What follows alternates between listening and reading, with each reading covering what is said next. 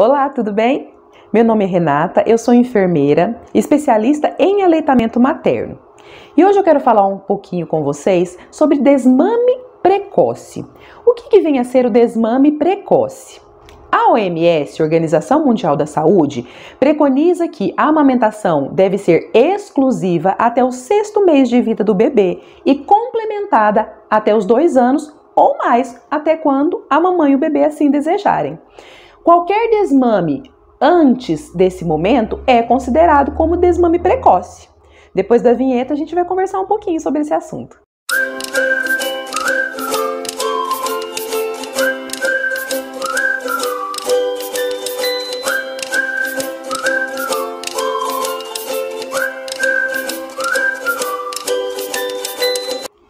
Voltamos, então vamos falar um pouquinho sobre o desmame precoce.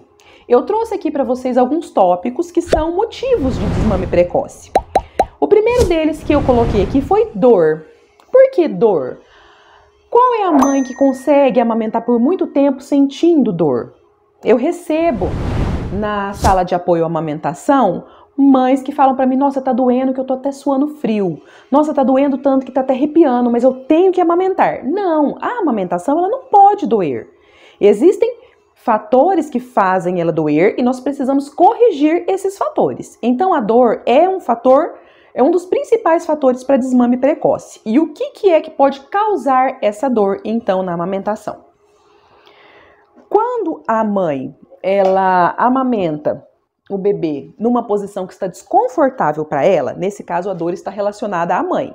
Então ela tá às vezes com o ombro mais assim tenso, ela deixa o bebê longe do corpo e tem que levar a mama até a boca do bebê. Isso causa dor nela, no corpo, porque ela não está confortável, e vai causar dor também na mama, pela distância que o bebê está da mama. Um outro fator também é a pega do bebê ao seio materno. Como que deve ser essa pega do bebê ao seio materno? Uma das causas é a posição inadequada. Eu vejo muito isso na sala de apoio à amamentação.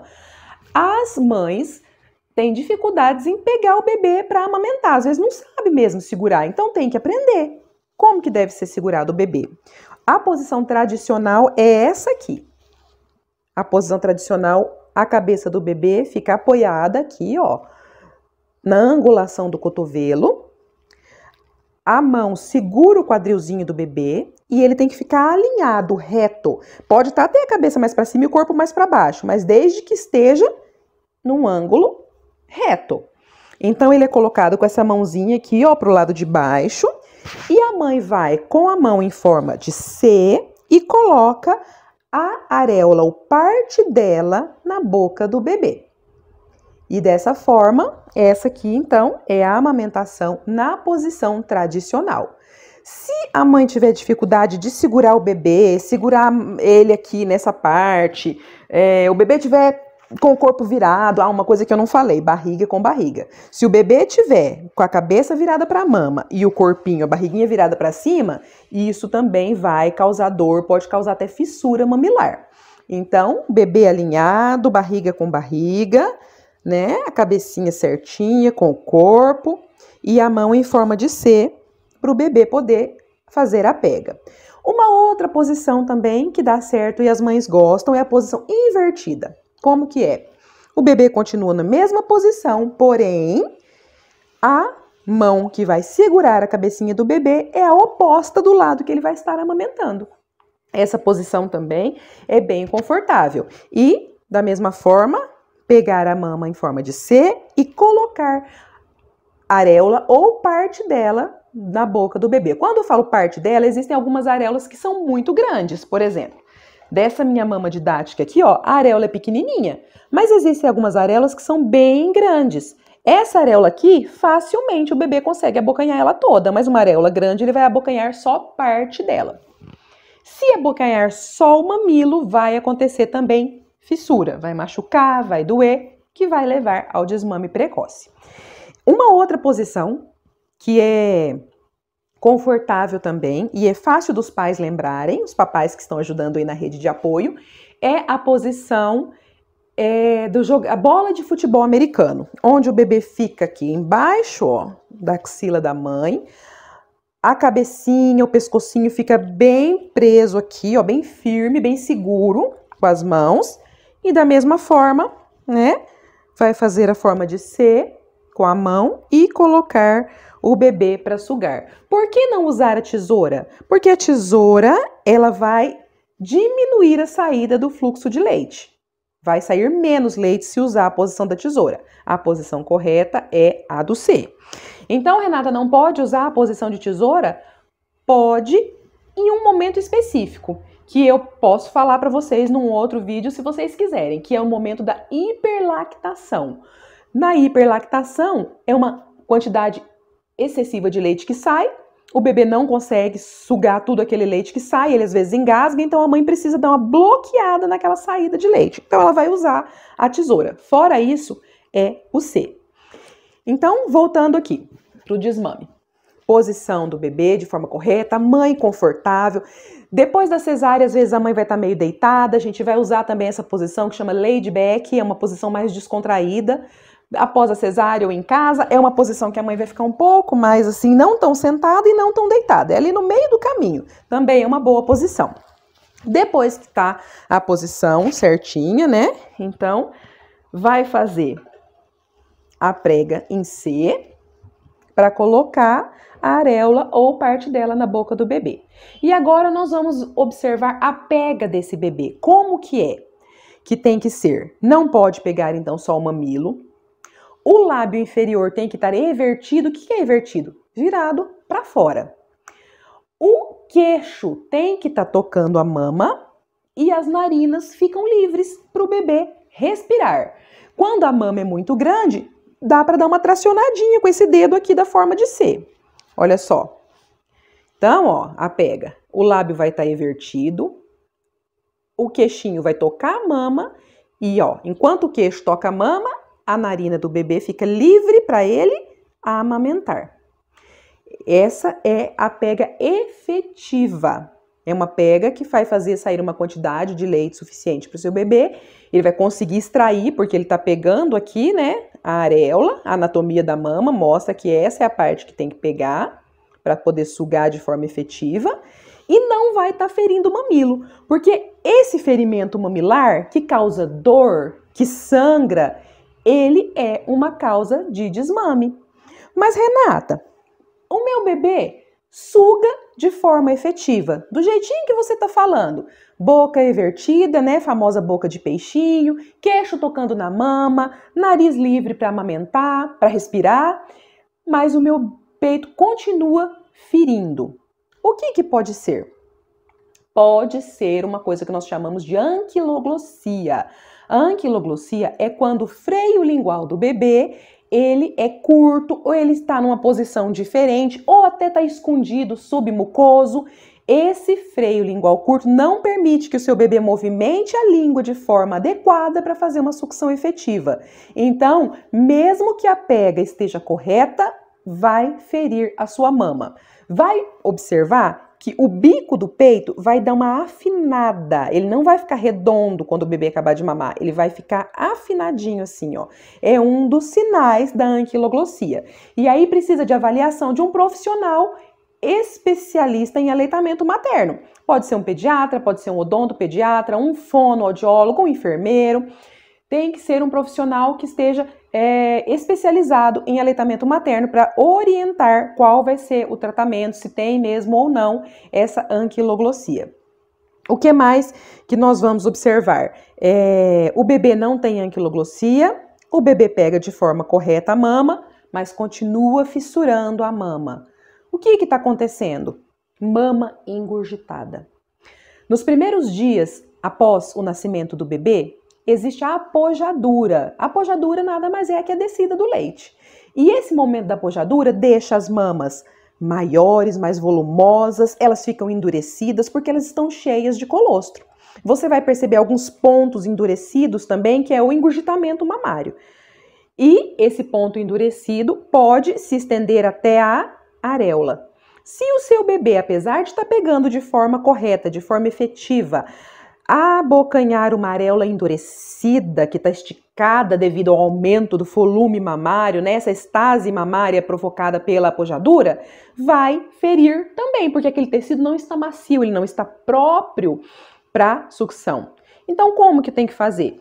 Você vai fazer uma ordenha, que pode ser manual ou com a bombinha.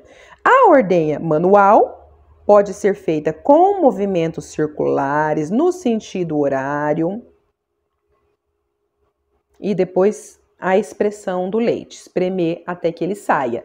Precisa esvaziar toda a mama? Não. Precisa amolecer a região da areola. Quem esvazia a mama é o bebê. Então, você vai só deixar a areola macia para que o bebê possa sugar e esvaziar a mama. Uma outra forma também é fazer massagem, nós chamamos de shake de mama. O shake de mama, você vai pegar a sua mama e fazer massagem assim, ó. Do jeito que você suporte. Pode ser vigorosa, mas de um jeito que não te machuque. Assim, assim, e inclusive balançar a mama. E isso também ajuda.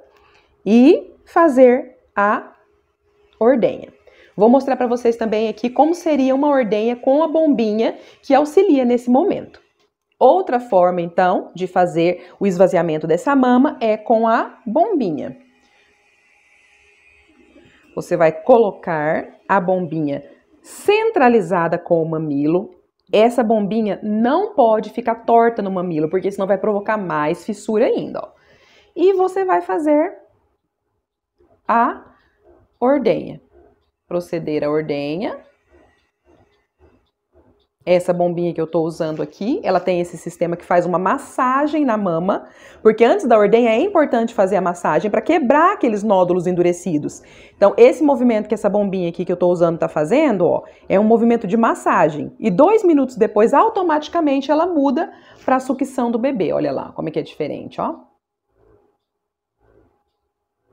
E aí você vai amolecer essa areola, né, para facilitar a sucção do bebê. Então, o bebê vai passar a sugar.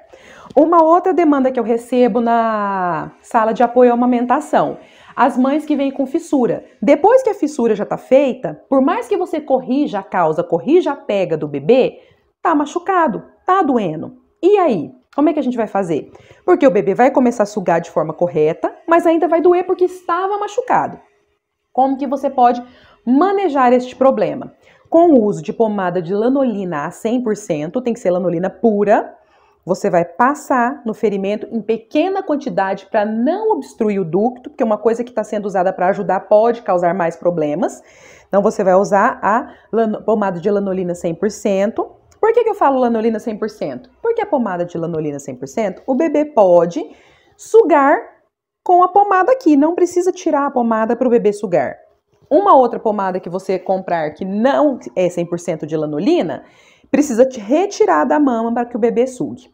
Uma outra coisa que ajuda também é uma pastinha feita com salsinha. Amassa bastante a salsinha, coloca no bico do peito e depois lava, limpa bem. A cicatrização é muito boa. Nada de casca de banana, nada de outros produtos, tá? É só essa pomadinha mesmo e a pastinha feito com a salsinha. E depois lava bem antes de colocar o bebê para mamar. Então, é um tratamento que ajuda bastante. E uma outra coisa, a sucção da bombinha, por mais que ela tenha vários níveis de intensidade, ela é mais fraca que a sucção do bebê. Então, se você tem uma mama mais ferida e uma menos ferida, você pode colocar o seu bebê para sugar na mama que está menos ferida e fazer a ordenha na mama que está mais ferida. E oferecer o leite ordenhado que você tirou dessa mama para o seu bebê no copinho. Quando você realiza a ordenha ou o bebê suga uma mama que está ferida, o que pode acontecer? Pode acontecer um sangramento. Esse sangramento o bebê vai ingerir junto com o leite. E pode ser que ele apresente um vômito com rajas de sangue. Então você não precisa se preocupar que o seu bebê não está com uma hemorragia gástrica. Ele só engoliu o seu sangue do seu ferimento e está vomitando, regurgitando este sangue.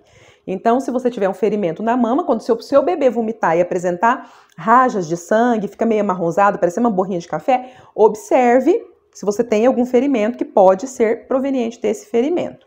Então, vai fazer a ordenha, né, nessa mama até ela melhorar o aspecto. Se as duas mamas estiverem muito feridas, faça a ordenha nas duas, use a pomadinha, use a pastinha da salsinha e coloque o bebê para voltar a sugar, para manter o estímulo da produção o mais breve possível. Eu vou mostrar para vocês aqui, ó, uma foto. Essa foto é de uma mãe que estava com as duas mamas feridas, mas uma mama estava mais ferida que a outra. Então ela colocou o bebê para mamar em uma e na outra ela foi fazendo ordenha. Essa é uma das mães que falou para mim que, nossa, eu tô até suando frio de tanta dor. E ela gostou muito de realizar a ordenha. Então a ordenha, ela também tem esse benefício de ajudar no momento da fissura, porque a sucção dela é uma sucção mais branda. Vamos passar aqui para um outro tópico nosso, né? Mais uma das causas de desmame precoce é chupeta ou mamadeira. Por quê? A criança faz confusão de bicos. Por mais que a indústria fale para você que fabrica uma chupeta e uma mamadeira que imitem o seio materno, não, gente. Não tem uma chupeta ou uma mamadeira que imitem isso aqui. Então, a confusão de bico confunde, por isso que chama confusão de bico, confunde o bebê. Por quê? Quando você dá uma mamadeira ou uma chupeta para o seu bebê, a língua é empurrada para trás. E quando o bebê vai amamentar, ele precisa que a sua língua, a língua venha para frente para fazer o movimento de sucção. Então, se o seu bebê está acostumado com um dispositivo que empurra a língua dele para trás, na hora que ele vai para o seio materno, tem essa confusão de bicos. Então, chupeta e mamadeira confundem o bebê. Não pode usar, Renata, mas a chupeta também é um pacificador para o bebê que chora demais e tal, papá. Pode usar a chupeta depois que a mamada estiver bem estabelecida. O bebê aprendeu a mamar, então ótimo, perfeito. Ele não vai ter mais a confusão de bico, mas fique de olho. Se você perceber que ele está confundindo o bico do peito com o bico da chupeta, pare com a chupeta. Se o bebê não quer pegar a chupeta, não insista com a chupeta. Ela pode ser uma pacificadora sim e ajudar você, mas ela também pode atrapalhar a amamentação. A mamadeira, nem pensar, né?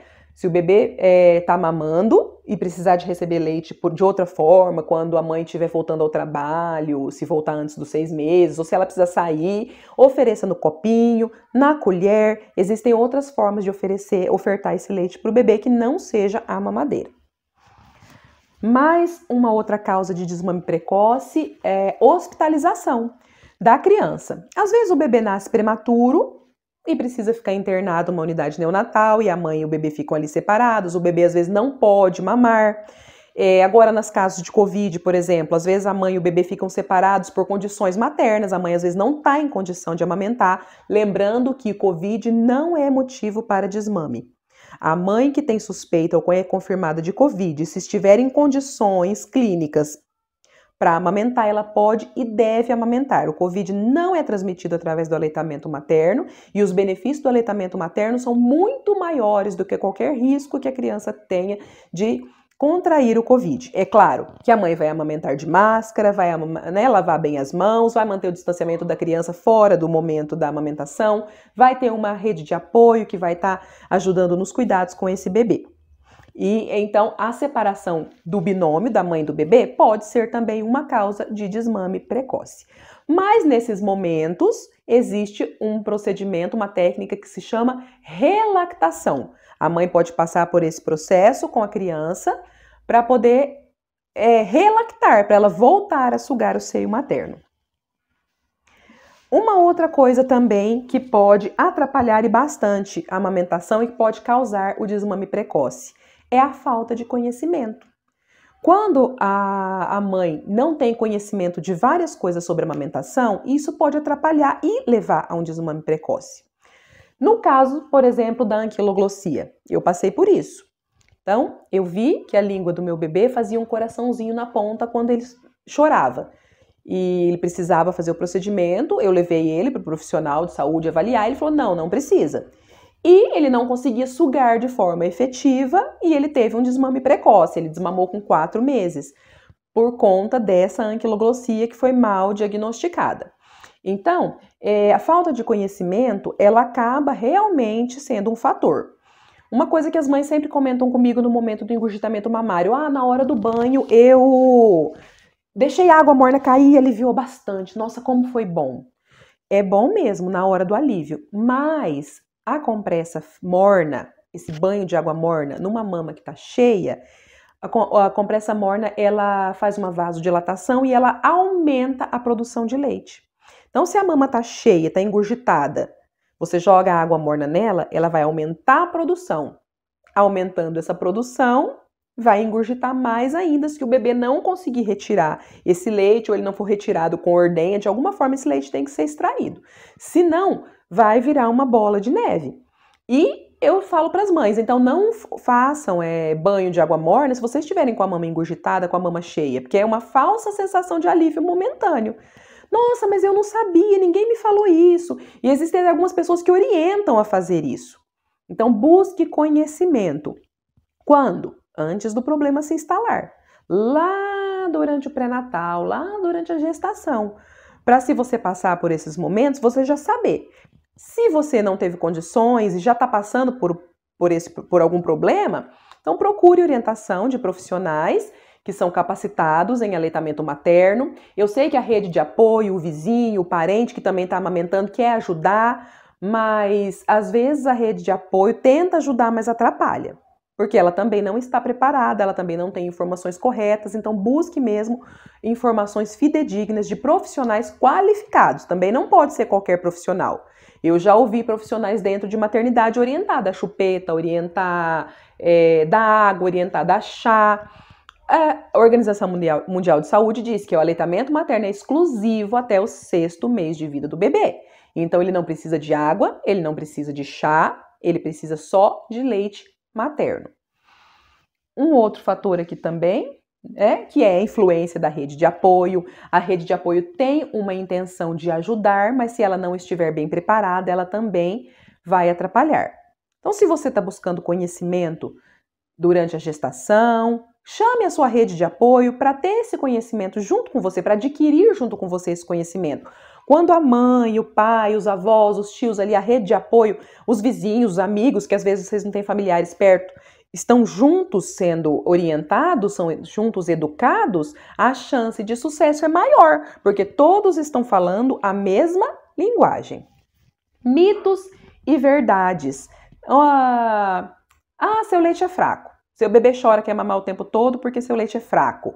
Isso é um fator para desmame precoce, porque a mãe vai acreditar e a mãe quer o melhor para o seu bebê. Ela não quer que o bebê dela receba um leite fraco. Não, mas o seu leite não é fraco. O bebê, ele suga porque ele está com fome. O bebê, ele suga porque ele quer vínculo. É chamado de sucção não nutritiva. O bebê ficou 9 meses dentro da barriga da mãe, ali protegido, quentinho.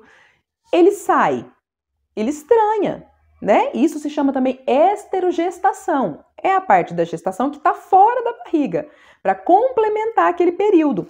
Então, o bebê tem essa sucção não nutritiva, ele quer sugar, não é porque ele quer tá com fome, ou porque o leite é fraco, é porque ele quer aquele vínculo ali com a mãe. Às vezes você vai colocar ele no peito e ele vai dormir, ele não vai sugar, mas ele quer ficar ali. Mas o bebê tá fazendo peito de chupeta. É por isso que a licença maternidade, ela é de 6 meses em empresas cidadãs, em outras são 4. Mas por quê? Porque a mãe precisa daquele momento para se dedicar inteiramente ao bebê. Eu não vou falar 100%, ela precisa ter o tempo para ela, é claro, né? A mãe não é um robô, não é uma máquina. Mas ela tem esse tempo para se dedicar ao bebê. Então, o bebê pôs no peito, ele quer sugar, ele não tá com fome, mas ele quer ficar ali juntinho com a mãezinha dele, é assim que ele deve ficar. Seu leite não é fraco. Acompanhe a linha de crescimento nas consultas de puericultura, as consultas com o pediatra, né? Acompanha direitinho. Se o crescimento do bebê estiver dentro da linha ali, dos parâmetros da normalidade, não tem por que você pensar que o seu leite é fraco. Mais uma coisa aqui, que é fator, né? Mais um fator que eu listei aqui como causador do desmame precoce. Sintomas depressivos na mãe. Isso a mãe pode perceber dependendo do nível que tiver. mas às vezes vai ser a rede de apoio que vai perceber. Existe o blues puerperal, que é um sintoma depressivo um pouco mais brando. Existe a depressão pós-parto e existe o pânico também. Como que você vai perceber isso?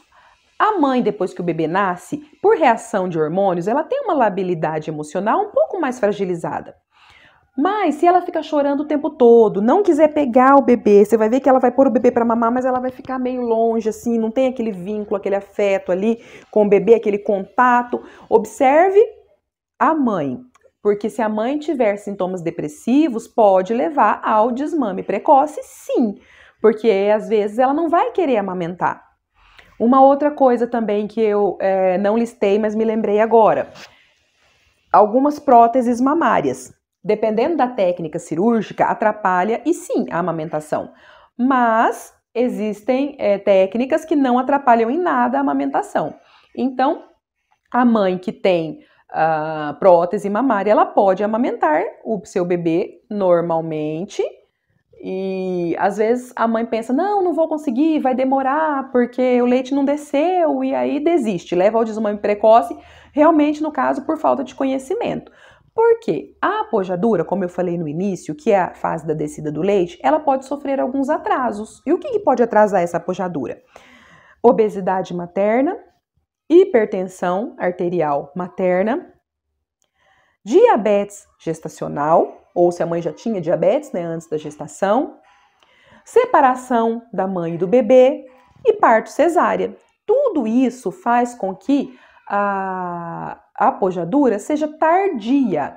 E às vezes a mãe vê o seu bebê com fome, vai entrar com o complemento e esse complemento talvez possa levar o bebê a um desmame precoce.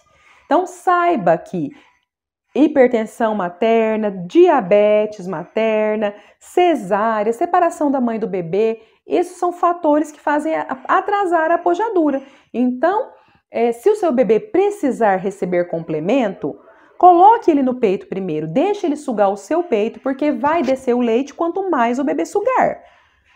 O peito, o leite, ele é produzido por demanda. Então, o bebê suga, produz. Suga, produz. É uma reação hormonal de contato, de visão, de sucção. Então, precisou receber complemento por algum motivo? Ofereça o seio materno primeiro para ele sugar e o complemento depois, no copinho ou na colher. Ou pelo processo de translactação, que é o mesmo processo da relactação que eu falei mais no início do vídeo, aonde é usado uma sondinha, que é colocada uma ponta no copinho com leite e a outra ponta na boca do bebê. E ele vai sugando o seio materno e recebendo esse complemento ao mesmo tempo. E isso mantém o estímulo da sucção. Uma outra coisa que pode levar também ao desmame precoce é medicamentos que a mãe esteja usando que não são compatíveis com a amamentação. Existem alguns medicamentos que a mãe não pode amamentar de forma alguma, mas aí vai da orientação do médico, do pediatra, de quem estiver prescrevendo o remédio. Existem medicamentos que a mãe tem que ficar um tempo sem amamentar, por exemplo, umas 2 horas e pode amamentar depois. E a maioria dos medicamentos não influenciam na amamentação.